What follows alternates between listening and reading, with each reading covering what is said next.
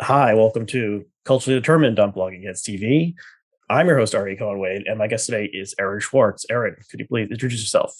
Hi, I'm Erin Schwartz. I write about film, TV, and books for The Nation, and I'm also a staff writer at The Strategist at New York Magazine.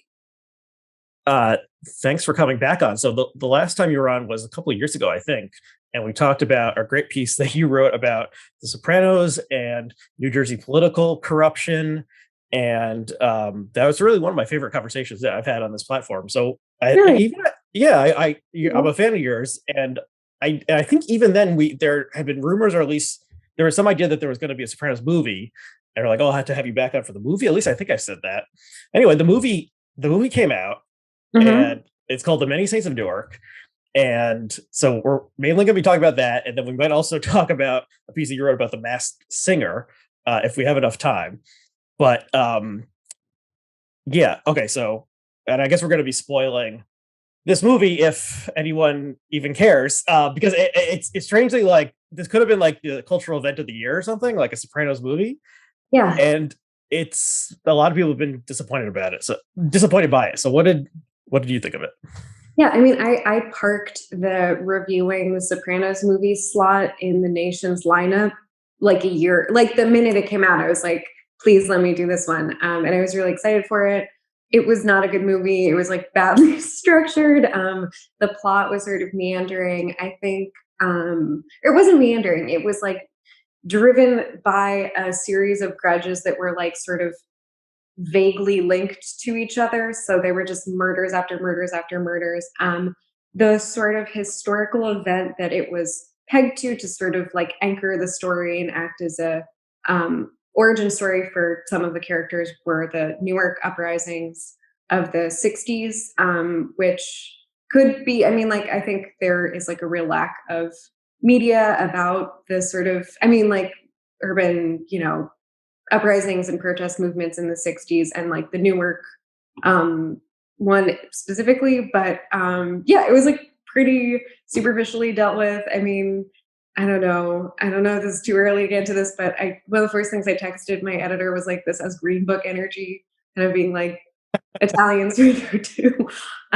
So yeah, it was Yeah. Okay. overall, I think, not a super successful film for the ambitions that it set out for itself to sort of connect the story of this like beloved cast of Sopranos characters who are in the story, and you sort of see where they come from. Like Livia Soprano, there's a young Tony Soprano. Main character is Dickie Moltisanti, who's Christopher's father, who is killed. Spoiler, but like you know that from the show. Um, and yeah, I think it could have been like an interesting way to sort of provide context for the like socio-political reality that people of that generation in New Jersey sort of grew up in. And instead it was just like this complete it was kind of it was kind of a mess. I don't know. You watched it recently. Is that a Yeah, fair? I just watched it last night, after putting it off, and sort of because it got mixed reviews, and thinking, I want to see this. I'm a big Sopranos fan, but not like a super fan, and hadn't like rewatched it during quarantine as many other people did, but was still like excited to see it. And then once it got those mixed reviews, I was sort of like, yeah, whatever. Then once you reviewed it, gave me a chance to actually force myself to watch it, and it was it was definitely disappointing. I mean, it's sort of like it probably it shouldn't exist. Like it would be better if it didn't exist. You know? Yeah, I think something I wrote in the piece was it felt like an outline for a potentially interesting series of TV that had just been rushed into production as I think it's two Yeah, hours, maybe a little under. I think But it's exactly two there are hours certain plot actually. points that like just don't have the sort of oxygen to land the way they're intended. Like there's a scene where Dickie Moltisanti like kills his girlfriend, and it should be this like really gutting moment, as like a lot of the sort of deaths in the original Sopranos series are, especially deaths of women who are intimate partners of men in the mafia. Yeah, And it's almost like funny because it's so abrupt, which is not Y- obviously how it's meant to land. yeah.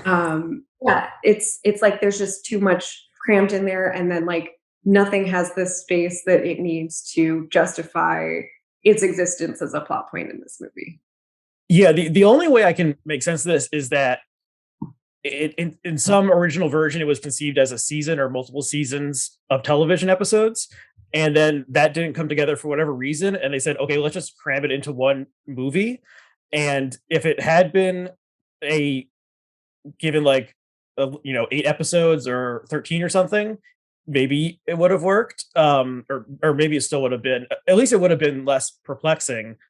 And yeah, there's certain plot points that seemingly come out of nowhere. A particularly key one, which it would be the since we're spoiling the Harold, the Leslie Odom character, like having an affair with the Completely out of Kumar, nowhere. comes out of nowhere. I mean, they exchange some glances, but like, There's like no, how do they yeah, even know each other? How could they like they didn't have cell phones? How did they find each other? The whole thing with the Kumar, especially like in the 60s and 70s, would be like they keep like yeah. kept up held up in the penthouse or something, and they can't come out. They only use them for sex. And so how those characters even connected is not explained, and hard to imagine to begin with. And yeah, and they definitely had like using this time period and the Newark uprising slash riots. Like the only other work of art that comes to mind that uses that period is American Pastoral, Philip Roth's novel. And that's it I can think of. And it seemed like they could have, yeah, they could have tried to do something or say something about that event, but it's depicted in like 3 or 4 minutes of the movie, and then that's it. And there's no larger statement about it, or Yeah, you see it happening, and then like this one character, the Leslie Odom character, kind of like gets radicalized by it, um, and that's about it. And they called it, and so one of the things we talked about in our previous episode was how the show is so New Jersey, and was like like so many aspects of the strangeness of New Jersey are embedded in the show, and then they put Newark in the title, and it's not like Newark is a city that gets people really excited to see a movie, but but there was you're nothing right. Newark about it. Exactly. There's nothing Newark about it. They leave Newark at like, I don't know, but about a third of the way through the movie, the Sopranos move like, and it's again like these things that are real phenomena, like white flight in Newark is like something that completely reshaped the state and like led to a lot of like was a big factor in like systemic racism in like New Jersey For cities. sure. And but it's like there's like very little information that's added to any of these sort of like grand or like abstract things that people kind of know about the history of the state. Like, I don't know. I mean, I'm probably not, I haven't done like a ton of research into this specifically, but like 60s urban riots shots have these like tropes where it's like a circling shot. There's like incoherence, like no one knows what's happening. Everyone's like very like confused. Someone is killed. People are sad. You never see the person who's killed that person. And the focus is on like this is a chaotic moment and like there's no intention and no agency here. And I like understand that like, you know, things are chaotic, but like that thing of like just being like just reaching to all of these like tropes that have been like seen again and again and that are like, I don't know, I think probably kind of in the overs probably kind of not kind of racist. And like not having any sort of like additional like historical or like dramaturgical work to sort of add Yeah. context or I mean even like the characters, the fictional characters are invented to add to that story kind of just stand there. Like he's just like, oh, I'm watching this. Like he's not really a participant. Right. Well, Dickie And gets hit in yeah. the head. Someone throws something at his car, and he Oh gets yes, hit in the this was head. on Dicky's card. Yeah. Yeah, But with like a brick or something. But then that doesn't. Well, okay. So I did sort of think, yeah. So there's a trope of like urban riot in film, and actually I thought that it looked like they did a good version of that. What accepting that's what it was. It sort of looked fine, for a made for TV movie essentially. And the period, the costumes are good, and the period sets are all good, and so forth. But yeah, there was just like not like they could have done like a half an hour, like they could have had like half an hour of the movie set during the riots and like see what all the characters are doing or something. That's some way to do it, but it could have been anywhere. It could have been any sort of event, and it just was so strange based on what we know about David Chase and the original work. And so one thing this made me think about was, um, this is sort of like the Star Wars prequels. Like there's something that's universally beloved, and then you hear like the original creators coming back like years later to 15, like probably roughly about the same amount of time between the Sopranos and this versus Return of the Jedi and Phantom Menace, and they're telling the origin story of like sort of the villain. Is Tony the villain or hero or whatever, and and and then it's just a total cock up, and then you're sort of like, well, maybe this is just doing a prequel to something that's universally beloved. Like, I'm trying to think, is there another version that could possibly work? The only thing that came to mind was Godfather Part 2, which has parallel plot lines of the prequel, but continuing the story also. And of course, that's the like paradigmatic mob movie. But aside from that, I couldn't think of anything that was an artistic success. So maybe this was just totally misconceived from the get-go, and there was no version of this that actually would have been good, because you're supposed to care about Tony. A version. I think part of it was that I kind of got the sense from like the Sopranos piece, which was like a review of the Sopranos session plus Chris Christie's book, that like Sopranos was an idea that had kind of like been in the cooker for a while, and that like David Chase had worked on a lot of network TV shows that he hadn't felt super creatively fulfilled by. Yeah, he was on like Hill Street Blues. He was like writing for Hill Street Blues or something like that. Yeah. Okay. Yeah. So he was sort of your workaday TV writer. Yeah. And then like I think sort of over time, like all of that sort of some of that energy went towards building out the world of The Sopranos and making it feel like sufficiently compelling and real to, power an entire show. And it felt like this was way less thought through and like way less sort of compelling. I mean, just down to like how convincing the characters feel and whether it feels like they have stories or just kind of there as any inner life whatsoever. Yeah, which exactly. I see not to. Yeah. But yeah, I think the Star Wars prequel is a good comparison. I think in general, it felt like very indicative of the kind of current reboot wave that's happening in media that I've heard attributed to like mergers, and that Warner Brothers now has a lot of IP and they're just kind of churning out content using that IP across, different franchises. I definitely think this is a case of that because, that was a relatively, I forget when that was, but like that's relatively recent. And then this came out and HBO owned the IP before, and now Warner Brothers owns it. But yeah, I think it's bad. Or like, this was the point. I've reviewed a lot of reboots because that's like a lot of what's happening right now. That's all there is essentially right now is. Yeah. And I was like, for a while I was being like, kind of like, oh, this is something or like when everyone's complaining about something, I'm curious about, or I'm like, I don't want to entirely join the complaining.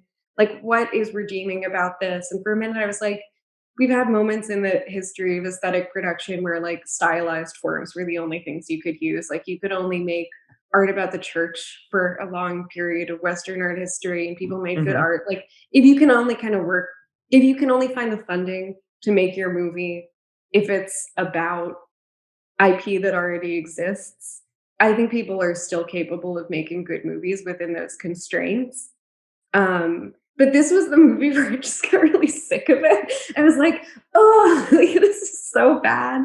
It was like, because it could have been that. Like it could have been the thing where, there is a really like easy, strong financial incentive to make a Sopranos prequel, but you could make a good Sopranos prequel and have that be worthwhile, kind of despite the market pressures that are on film and TV at this moment. And it was so bad, and it kind of made me like lose faith in the idea that any of these like reboots can be good unless someone is like kind of going out of their way to make them good. Right. And so it's like, why does this exist? Well, it's valuable IP, and the theory that Warner Brothers was pressing. Did Warner Brothers own HBO back in the day? I don't remember. I don't think whether that was true or not. I may be wrong. I should fact check myself, but I think it was like a recent-ish thing. Right. Yeah, I've been describing things recently as like the values actually just all in the IP, like the Christian church of IP value. Yeah, they definitely, I mean, they have some iconic characters, literally, They do like have some the iconic, Catholic although Church. they can't. You don't want to draw them in some areas because it's idolatry.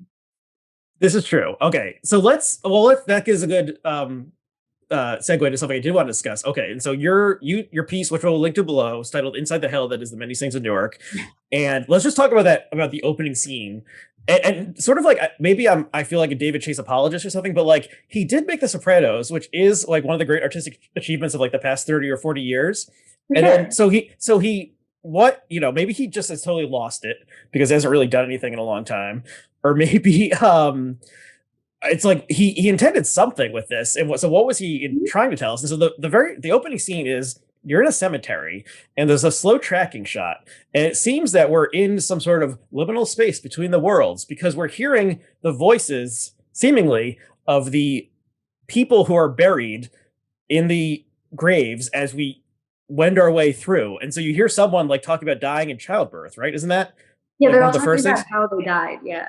And then you arrive at Christopher Moltisanti's grave, and so he's one of the the main characters in Sopranos, and you hear what is the actor's name? It just went out of my head. Like Imperioli. Mocha Imperioli's I like saw very him. iconic voice. Yeah, I saw him give a reading at the Playboy Club in Manhattan a few years ago. How was Yeah. he? It was really, I mean, it was like pretty bad, but pretty great. Like it was like Oh, because as he a writes fan, fiction, right? huh? He writes short fiction or Yeah, I something. think it was like part of a fiction or a novel he was working on or a short story collection. It was like a chapter basically. Right.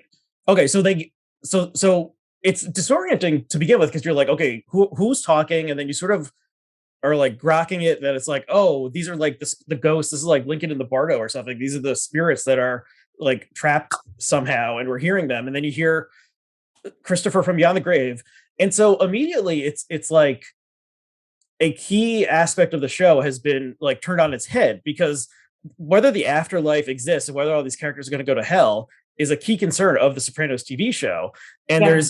I just rewatched the scene because I couldn't remember it exactly, but there's a part where Christopher is shot or something and goes to like hell or purgatory and comes back and is telling Tony and Polly Oh, about it, and like they don't believe him.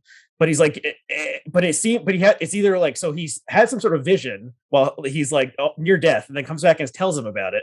And then there's various other points in the show where there's a dream or something, and it's like, is is the afterlife real? So in the world of The Sopranos, we now know the afterlife is real. Like that is now canon, and Christopher Moltisanti did go to hell, like he's for in yeah, at the end, the final line. So it starts with this like little introduction where he's like describing how he died. And then at the end, the like final or almost final line is like something like that's Tony Soprano, the man I went to hell for. And yes, it's I think just that's it exactly. The man I went to hell for. yeah, it's like a little button on it. Yeah, it's awful. I mean, it's like the beauty of those like kind of like liminal space death scenes is that they are such like unfamiliar but sort of, I don't know, it almost feels like waking up from a dream and like parts of reality feel like a little bit off. Like the way that the original show renders like purgatory or death are just like is just like really like singular. Right, And yeah, I mean, and dreams were a huge part of the original show and showing like Dream World, and there was famously an entire episode that took place in Dream World after Junior shoots Tony in the chest and he's like almost dead, and so it's like sort of an overarching question about the show is like, are these characters punished for their horrible misdeeds? And if there is a hell, then obviously they're all going to hell because they're all murderers.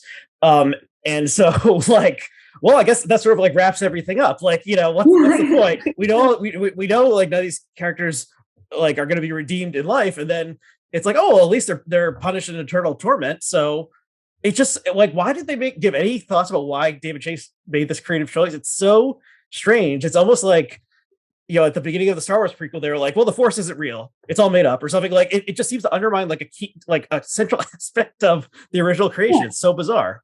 I mean, the only thing I can think of that's redeeming is that hell seems very mundane in that voiceover. It almost sounds like an AA meeting where people are just kind of going around giving their spiel. Well, do you remember what Christopher says when he has his vision of hell or purgatory? Do you remember what he says it was?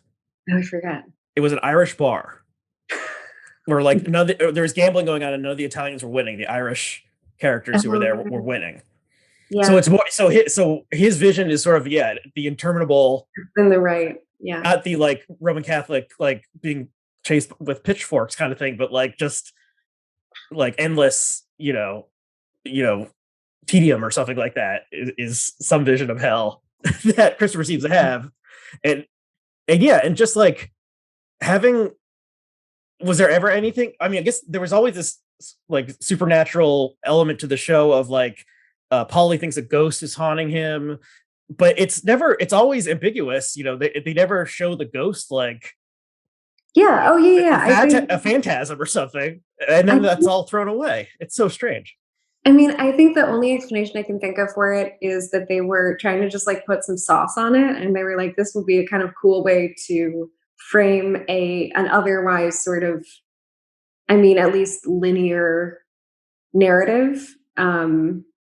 But yeah, it definitely undermines sort of like the core ambiguity of the series. Um, I Right. think the best And sorry, this go ahead. completely a non sequitur, but the best description of the afterlife I've ever read is in Cynthia Ozick in Powder Messer Papers, And and what it's does she like say? so upsetting. I mean, I have it somewhere. It's like it's pretty long, but it's basically like this like I can't do it justice, but like she's in heaven, but like it becomes horrible because everything like all of her greatest wishes are fulfilled, but they also all end and like restart. And so it's like even in heaven, there's this kind of interminable cycle of getting everything you want, but then you realize it'll sort of be replaced by Yeah, sort of that just like infinity of at the afterlife. yeah, there's a Julian Barnes in the History of the World in 10 and a half chapters, whatever that book is called. The final chapter is called like the New Heaven or something, and it's a similar idea of like a paradise where you could get whatever you want to do whatever you want. Eventually, that becomes boring because it's infinity of pleasure eventually wanes. That's a little bit what like the Good Place, the ending of the Good Place, also. Yeah, yeah, But yeah. Very good placey. but but none of these characters are going to heaven. Like we know that if there's a heaven, Tony Soprano's not getting into it. And this reminds me like so famously the show ended in this ambiguous way with the cut to black, and then that is directly referenced because Tony is Holstein's the place where the final scene of Soprano TV show takes place, has a key role in the film, so they're reminding you of that. And so whether Tony Soprano is supposed to die in that moment or not is forever up in up in the air, and fans will be debating it.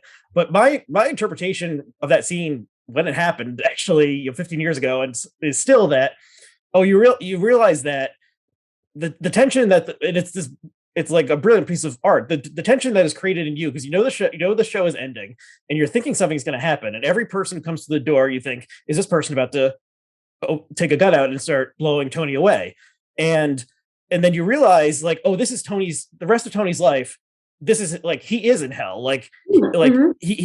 Any person could be about to cap him at any moment, and so he has no like moment of, even when he's surrounded by his beloved family, quote unquote, he has no moment of peace because he could be killed at any second, and he has to look around his shoulder, and any person could kill him. And so that effect was created like sympathetically or empathetically or something in the viewer, and then Yeah, suddenly cut off and ended, and you were stuck with that. And so that's like a brilliant piece of filmmaking.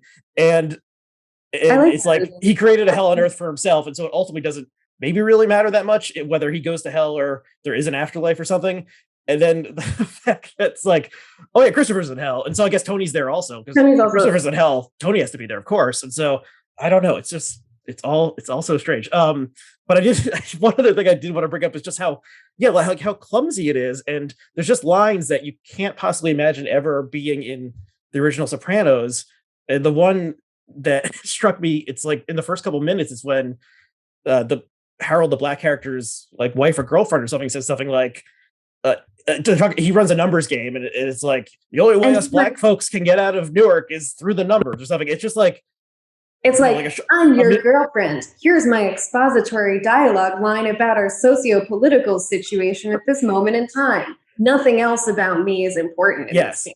Like, it's so, and it's like, I mean, it's so clunky. It's like, whereas the original show is so ambiguous and subtle and like in various ways. like the sort of like specific neurosis that develops in it. I mean, I feel like a lot of the Sopranos is about people shutting off certain parts of their brain to maintain collective delusions, like for the sake. And I think that within families is something that Chase has always done really well. The way you sort of like all, you know, dance around like a Janice Soprano and like, and yeah, it felt like the families, the new characters in Many Saints, and like specifically the black characters, are just like, don't have any of that sort of like specificity or that sort of like, here's what this family is like, here are the sort of like, you know, habits and myths that kind of hold it together. Yeah, they're just kind of like, I don't know. Yeah, that one also struck me as something that was just like so underwritten. Those characters could have almost been excised from the plot with almost no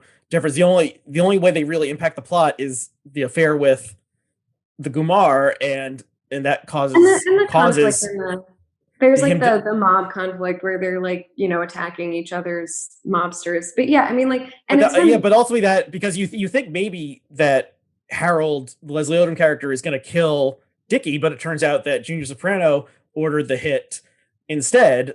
And that, so there were, the thing is, there were that was like the worst plot point. I'm like, I don't even care. Yeah, and like but it's also that in the frame that the film establishes from the beginning, which is, this is a story about Newark. This is a story where one of the inciting incidents is the Newark uprising. Those characters are much more relevant. Like the Leslie Odom Jr. character, I think his name is Harold McBrayer in the story, but like that set of characters is much more relevant to that historical framing than the Sopranos who leave to the suburbs. Like there is literally a scene where Tony Soprano, as a teenager, steals an ice cream truck and gives away ice cream to children, which is like funny, but like so irrelevant to like any of the stakes that this movie has like set for itself.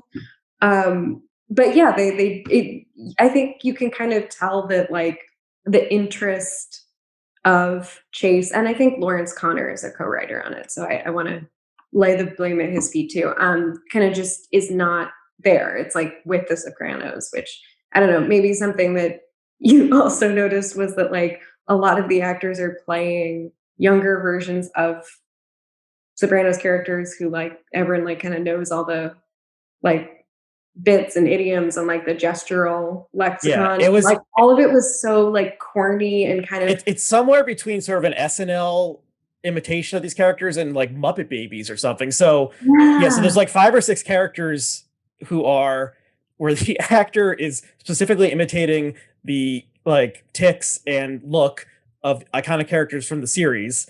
And you mentioned the woman who played Livia Soprano, whose name just is now escaping me also.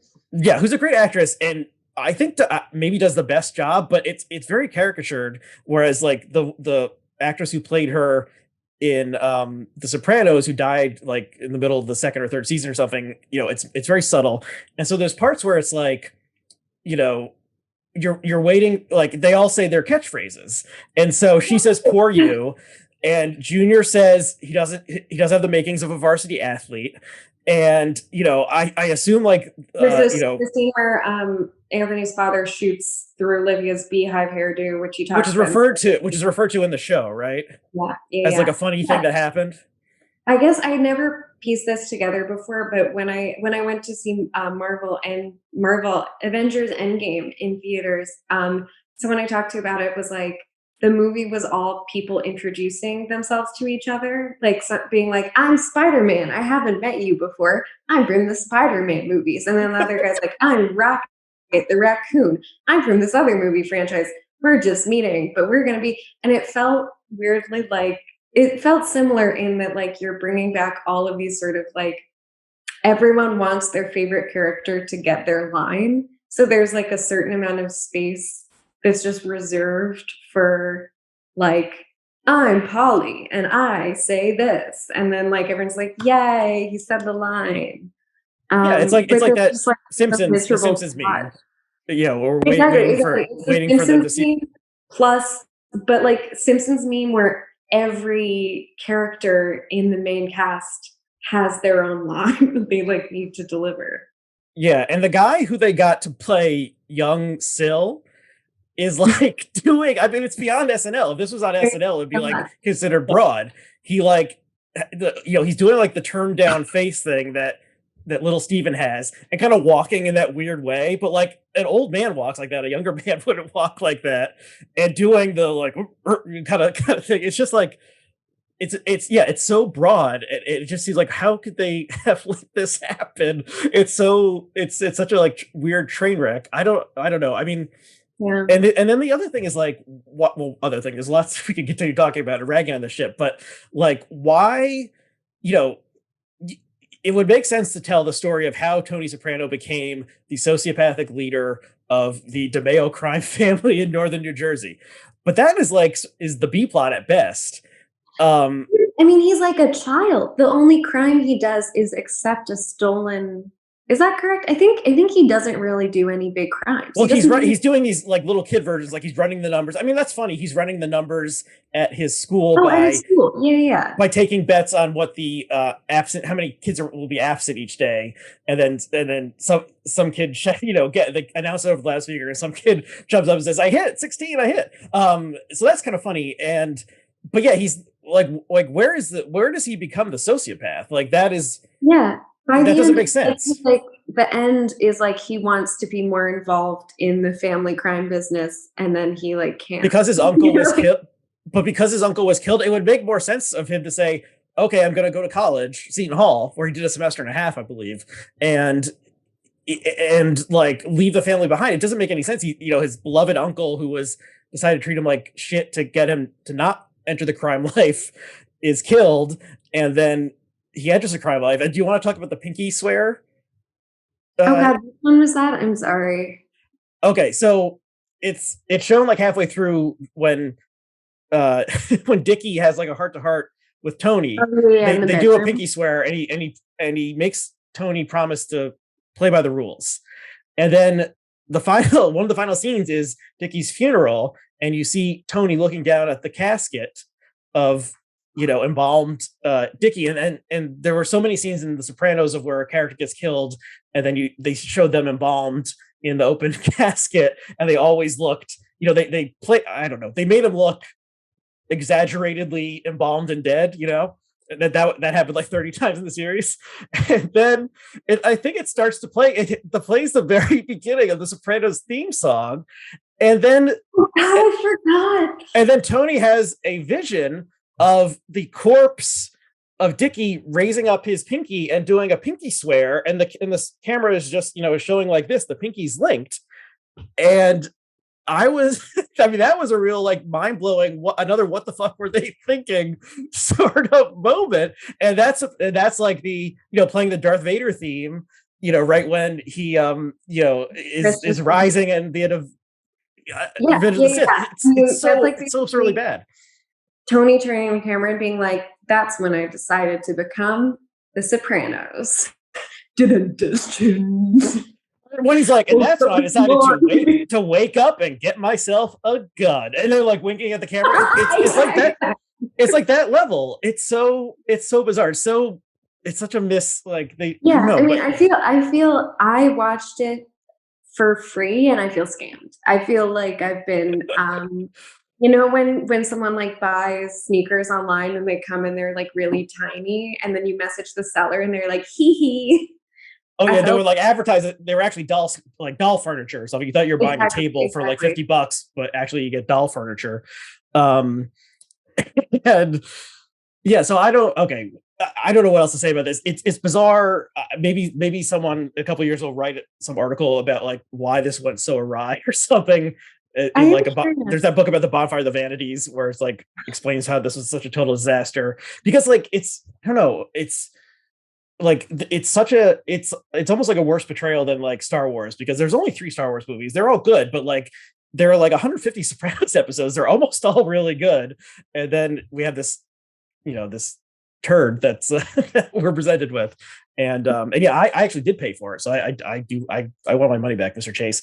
And it's I'm trying to think of anything else. It was I just mentioned that South Orange gets shouted at, my hometown, as the place where Dionne Warwick is from, in a throwaway line, and so I was happy about that because I don't think they ever say South Orange in the series itself. But aside from that, they mentioned the Throwback Zoo, that's in West Orange, in the show. But aside from that, the scene where in the dream, in the Kevin Finnerty dream, where Tony is like maybe dead, maybe not dead, the place where the house that Steve Buscemi's trying to get him to go into, that's like heaven or like the afterlife, is in my hometown, Morristown. Oh, that's funny. Yeah, and so there's the show itself had all these little Easter eggs for New Jersey heads, and there weren't that many of them. Wait, but there was one other thing I wanted to bring up, but it's escaping me right now. Okay, so a thumbs down from both of us for Many Saints of Newark.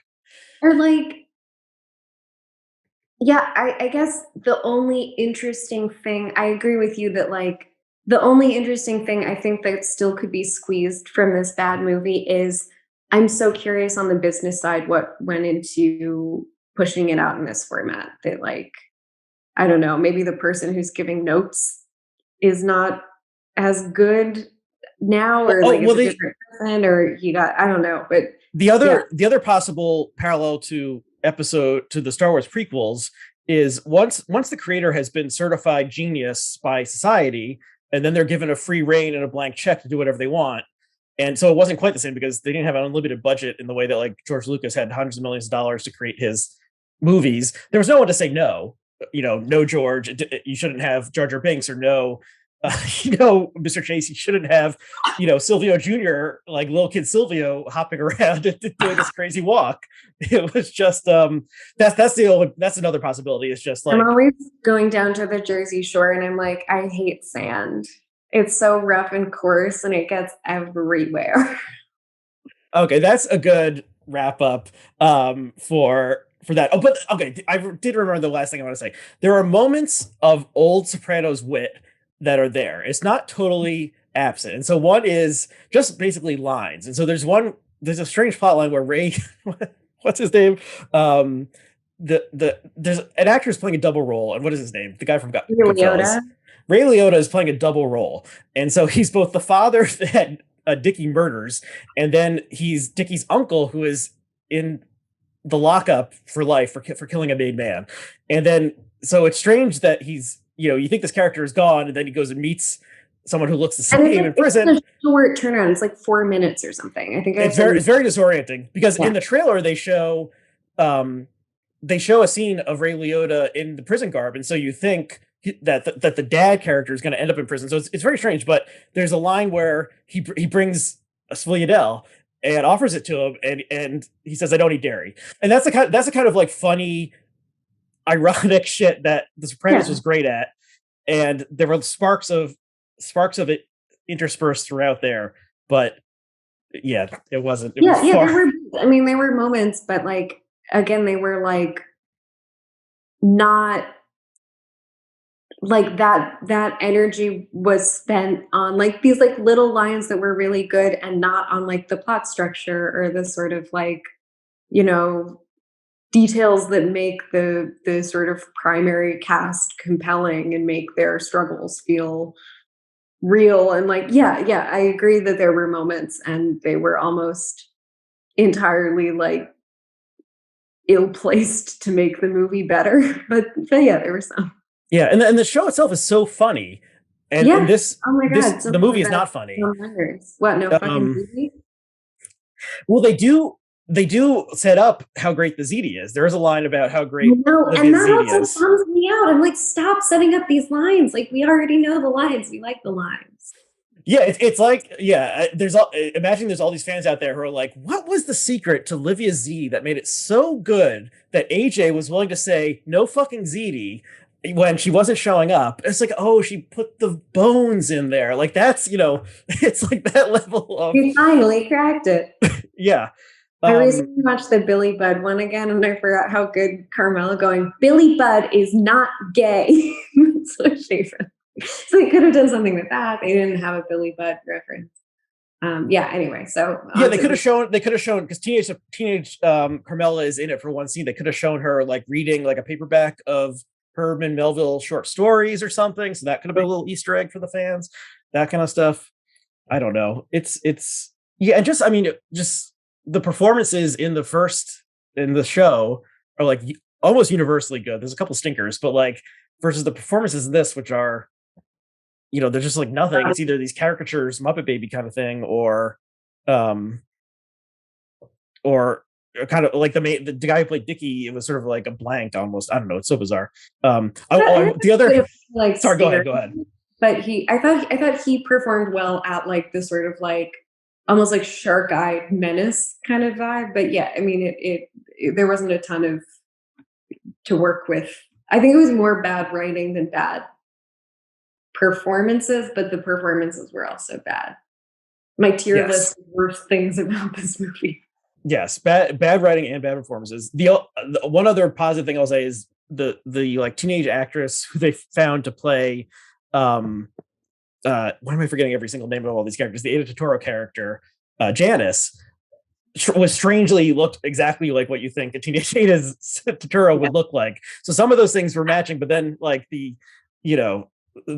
making someone up to look like a young Polly didn't quite work. It was also strange. Okay, I think we've exhausted this topic. But let's talk about The Masked Singer, which you wrote a really entertaining piece about over the summer. And so what is this? Okay, what is it? If you haven't heard of the show, what is it? And that's part of your piece, is like, you can't describe the show to someone who's never heard of it.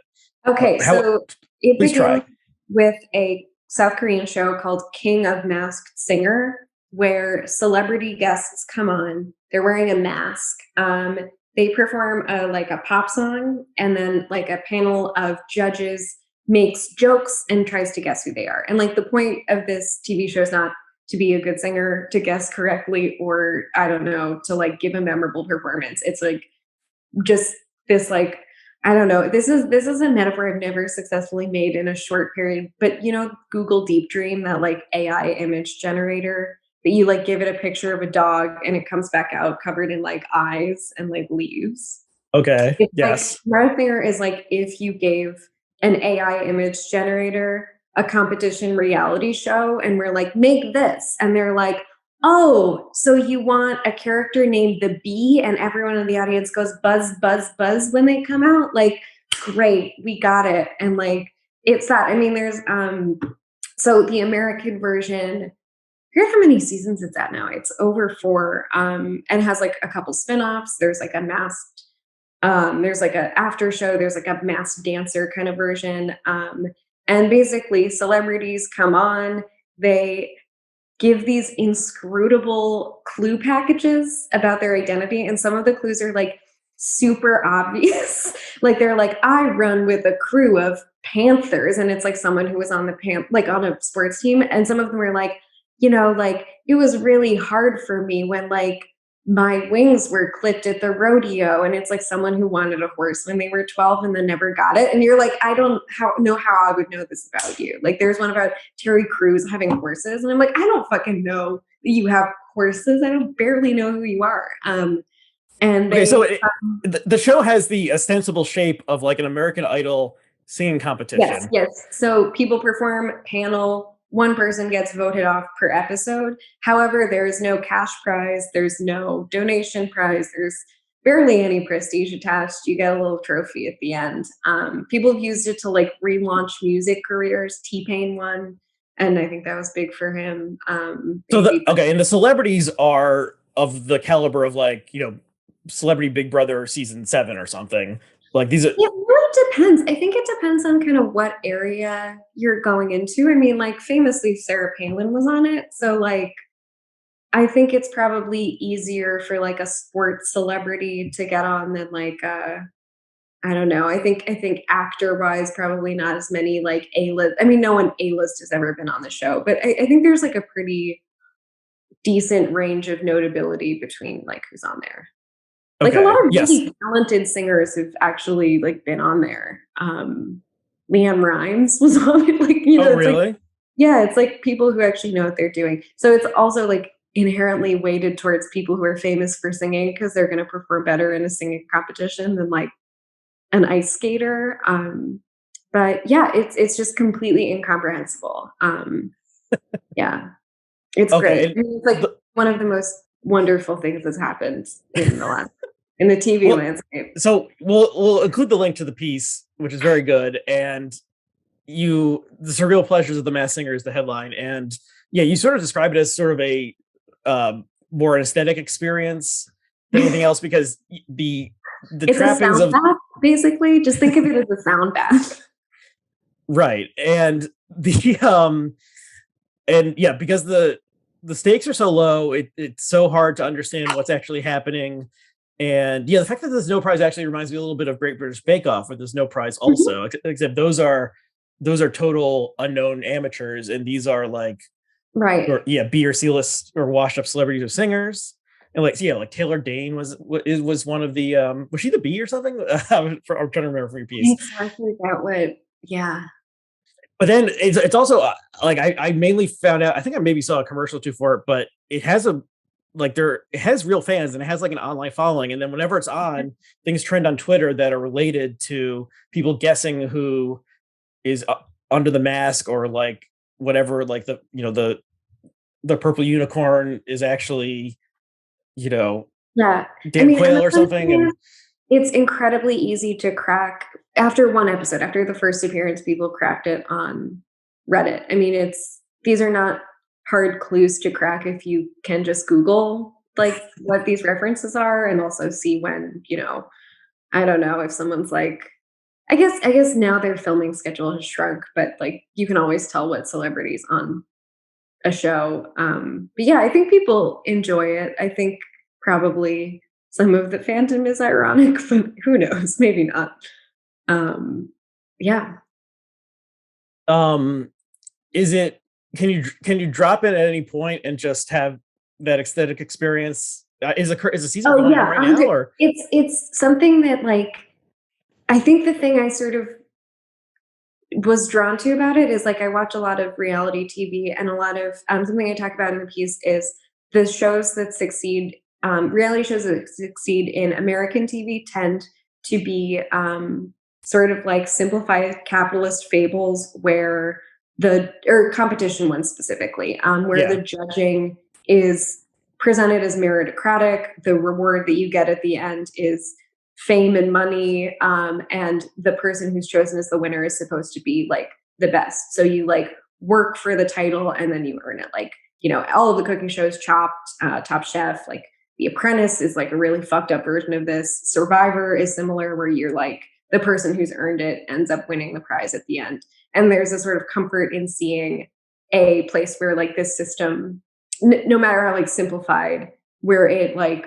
the fantasy that it works is maintained, even though like I've never seen any of America's Next Top Models on a billboard, but like you still watch it because you're like within the set of this. I believe the narrative that this is producing the most, this is working like the market. And those rely on narrative and like build, and like you kind of see the kind of bootstrap narrative throughout the season as the winner is chosen. And the nice thing about the Masked Singer is there's no meritocracy. I mean, like, I guess people are better singers than others, but it's all like a wash, basically. And it's non narrative. I mean, like, you can maybe get invested in someone over the season, but you're only hearing from people as clue packages. They do like a very brief on stage Q&A. And they're wearing like a huge mask and like this like crazy costume. So you don't like really like invest in anyone because there's so much stuff like physically and also like aesthetically between you and like the person behind the mask. So you can completely just drop in for one episode, see some weird shit, and then like drop back out. Like it makes no difference. I mean, watching it while you have a fever and while you don't have a fever is going to be the same as, experience. yeah. And I was just remembered that there was a clip from it out of context that went viral over the summer, maybe even last summer, where there was a snail. I think I even sent it to you. Do you remember this? Yeah. So there was a snail. thought it was Ted Cruz. Like, part of the funny thing is that the panelists aren't good at guessing, and like, yeah, I heard no Nicole Scherzinger, maybe someone guessed like from the song. It was like he was like, "That's Ted Cruz." It was okay. So I'll track down the clip and include the link. It really truly is like a revelatory, like 45 seconds of video. But It's so just there's the a simulacra inside the simulacra. Like, there's a snail, a Plato's snail allegory costume. of the cave, like they're like holding like the sign of a puppet, and then inside that puppet there's another puppet. Okay, then help me remember if I'm getting this wrong. There's a snail that's singing on stage, and then it's time to unmask the snail, and Yes. then the snail. And you are only unmasked when you're voted off. So you're kind of like the only time you get to know who someone is, and you're like, oh, I get it. I get why they're on the show. That's kind of fun. Like, is when they're leaving. They're like out the door. Yeah, and then they're like immediately like, involved. yeah, so they're only on stage as their actual, real Like, identity very oh, briefly, yeah. and then they're off forever. And so, well, okay, so the snail, like its hat like opens up or something. Yeah, it has a top hat, top hat, and then what emerges out of the top hat is Kermit the Frog, right? And or is like there an intermediate step? Like not like a everyone else is a human person on this show. I feel like that is something I would not It's Kermit the Muppet-sized Kermit. And Muppet-sized like little like sticks on the hands, little yes, Kermit. and Muppet-sized Kermit has that sort of like mic that American Idol singers have attached to his face. And that's the key deal, I think. And so and then the judges are all like, it's Kermit, and it's just, yeah, the fact that not only is it Kermit, but Kermit is in fact singing from his felt mouth, it truly like leapt like beyond the bounds of like logic and into some sort of like higher realm of art or something. And I'm sorry if maybe I spoiled the ending for it, but it really is. If you're still listening to this, yeah, you need to. The link will be below on the blogging site, and you can see this clip. And it's because the first time I saw it, I had no idea what was going to happen, and then Kermit coming out, it just it was like a portal to another dimension or something. It was so utterly bizarre. And again, like on any other reality show, a epistemic change like that would make people very angry. Like if you were on Chopped, and then one of the people you were competing against was like Big Bird or a robot, like the contestants and the fans would be like, this is a competition show for human people. Like you can't have a puppet competing on this show. But on the terms of The Masked Singer, like you're like, yeah, sure, probably. Like next week it's gonna be like Roblox or like a carrot. Like I don't fucking know. Throw them in there. Yeah, and everyone in the audience and the judges are like also delighted that it's Kermit. Yeah, well, the audience was fake during COVID too. Maybe that's part of it. Yeah, are like a little like movie magic. Yeah, the judges are delighted. I mean, I think they have to be delighted. There's like no negative affect on the show, really. Yeah, so it's like relentlessly positive. But yeah, and I was delighted when I saw Kermit leap up also. Okay, anything else you want to say about Masked Singer before we I mean, just that I've had a theory since the beginning that Henry Kissinger was every person on it, and I'm still waiting. I think he's going to be on the show. I mean, I guess so. My thesis with The Masked Singer is that it's popular because it is like too weird to be political. Like I do think it's like a pretty apolitical show because there's so much like junk like in it. However, they're one canceled celebrity away from becoming political. Like they've had Sarah Palin on, they've had Logan Paul, which I thought was really funny. And then they had Caitlyn Jenner on there.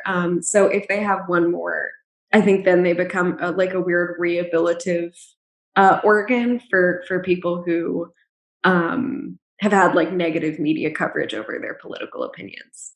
Okay, that's interesting. Yeah, and you know who that person should be? Former U.S. Secretary Henry Kissinger, responsible for war crimes. Let's get him in a penguin suit. Put him up there. Okay, well, we know that Bob Dole is not going to be able to participate Yeah. in any future season, That but would be a Kissinger great is fit, still. though. Yeah, I mean, yeah, Also, I mean, if you can someone. put a dead, sorry, if you can put a puppet on Mass Singer, you could put a hologram of someone who's passed away. That's true. Yeah, so maybe Robert Kardashian could appear, or Tupac, or some of these other people who have been Yes. hologramified and walk. Robert Kardashian would be a get for sure.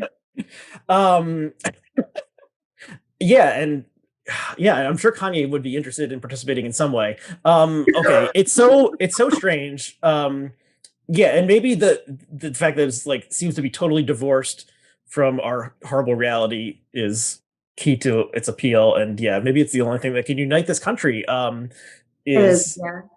Yeah, something that's Joe so bizarre. Biden, go on, Mass Singer, heal this wounded country, bring us together um, again.